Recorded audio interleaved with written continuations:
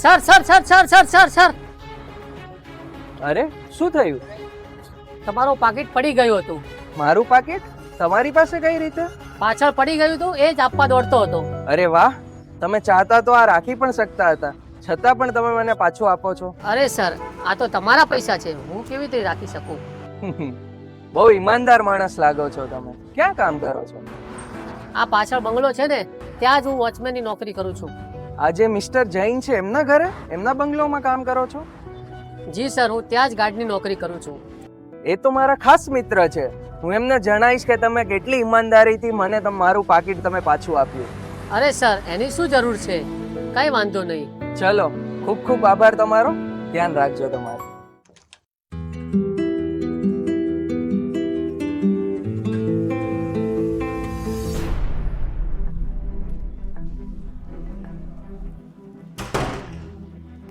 અરે આ પાકીટ તો ખાલી છે, પણ આમાં તો મેં ઘણા પૈસા મૂક્યા હતા ગઈકાલે સાંજે. એનો મતલબ એણે મને ખાલી પાકીટ પાછું આપ્યું.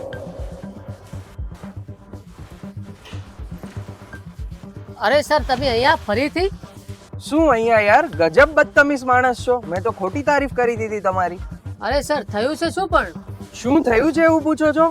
એક તો મારા પાકીટમાંથી પૈસા કાઢી લીધા, ખાલી પાકીટ મને પાછું આપીને ઈમાનદારીનું નાટક કરો છો. ના સર, મેં પૈસા નથી લીધા. મને જે રીતે મળ્યું હતું તે રીતે તમને આપી દીધું. હું કહું છું હમણાં કોણે પૈસા લીધા, બોલાવો તમારા માલિકને. અરે સર, એ ઘરે નથી.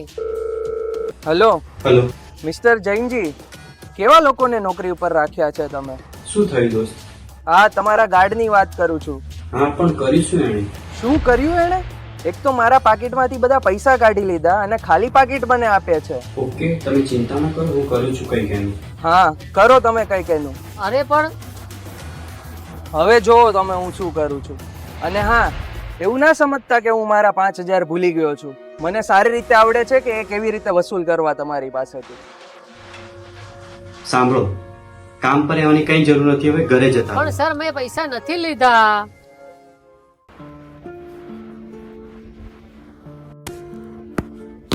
નયન, મારે તમને એક વાત કહેવાની છે. હા બોલ, શું છે? સવારે બાબુ કાકા આવ્યા હતા.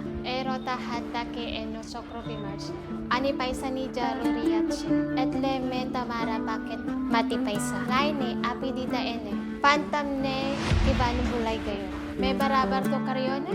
હા, તે બહુ સારું કામ કર્યું છે, કઈ વાંધો નહીં. શું થયું બેટા? આજે કેમ એટલો ટેન્શનમાં દેખાશો? મમ્મી, મારાથી બહુ મોટી એક ભૂલ થઈ ગઈ છે અને મારી ભૂલના કારણે એક બિચારા નાના માણસની નોકરી પણ જતી રહી અને હવે મને સમજાતું પણ નથી કે હું શું કરું. તારાથી એવી કઈ ભૂલ થઈ ગઈ હોય તો એને માની અને આપણે સુધારવી પડે. આપણી ભૂલ માનવાથી આપણે કઈ નાના ન થઈ જઈએ, આપણું માન વધે છે એમાં. હા, સાચી વાત છે. હેલો મિસ્ટર જૈનજી, હાજી સર, તમે ગાર્ડને કંઈ કીધું તો નથી ને? એને તો મેં સવારે જ કામ પરથી કાઢી મૂક્યો છે. હકીકતમાં જૈનજી, એ બિચારાની કંઈ ભૂલ નહોતી. મારાથી ગલતફહેમી થઈ ગઈ હતી અને બધી ભૂલ મારી જ હતી. તમે એને ફરીથી કામ પર રાખી લ્યો. અરે સર, જવા દો ને, આ બધા લોકોને આ બધાથી કઈ ફરક નથી પડતો. ના જૈનજી, ફરક તો પડે છે. અચ્છા, એક કામ કરો, હા, તમે મને એ કહો કે એ ક્યાં રહે છે? કદાચ પાછલીવાળી સોસાયટીમાં. અચ્છા જૈનજી, થેન્ક યુ સો મચ. અરે સાંભળો. અરે સર, તમે?